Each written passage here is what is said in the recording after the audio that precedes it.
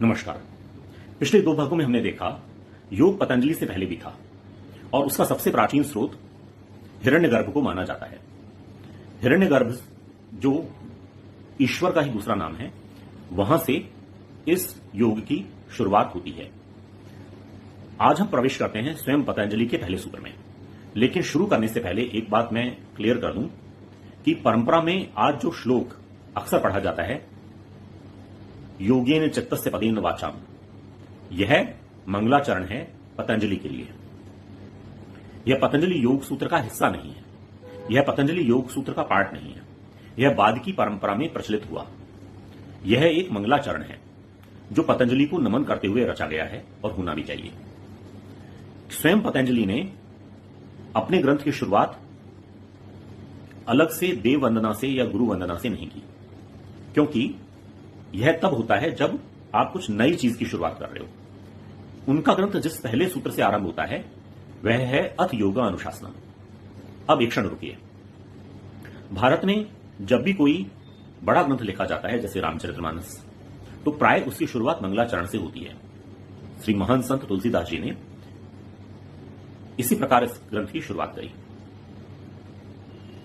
पहले रामचरितमानस में तुलसीदास जी गुरु वंदना करते हैं। भगवत गीता के अनेक भाष्यों में जो भाष्यकार हैं, वो जो आचार्य हैं, वो पहले मंगल श्लोक रचते हैं। लेकिन पतंजलि ने अपने मूल सूत्र सीधे कहते हैं अथ योगा अनुशासनम। अब योग का अनुशासन को हम समझेंगे। महर्षि व्यास अपने भाष्य में इसका कारण बताते हैं कि ऐसा पतंजलि ने क्यों किया। वे कहते हैं कि अथ शब्द केवल एक जोड़ने वाला शब्द नहीं है, अथ शब्द एक अव्यय नहीं है, यह एक अधिकार सूचक, एक अवस्था का सूचक है। अर्थात यह शब्द उस व्यक्ति की उस अवस्था को बताता है, उस साधक की अवस्था को बताता है जो व्यक्ति अब साधना में प्रवेश कर चुका है, जिसने संसार के को देख लिया है, संसार के सुख दुख, मान अपमान, सफलता असफलता, सबको वह जी चुका है। अब आगे के मार्ग की खोज में है। अब यहां वह बात जोड़नी जरूरी है जो इस पूरी श्रृंखला की नींव है। शास्त्र की दृष्टि से पतंजलि किसी नए दर्शन की स्थापना नहीं कर रहे थे।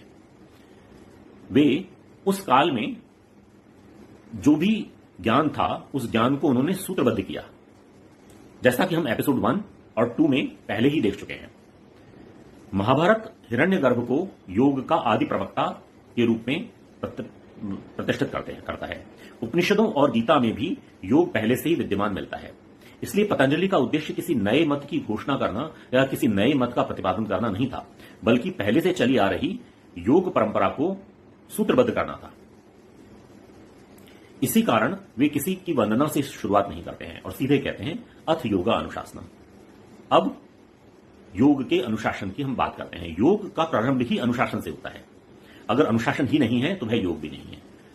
अब मैं एक आधुनिक संदर्भ जोड़ता हूं और स्पष्ट करता हूं। आधुनिक मनोविज्ञान और योग दर्शन अलग अलग परंपराओं से आते हैं,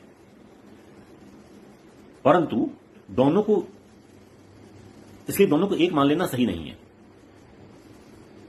परंतु मनोवैज्ञानिक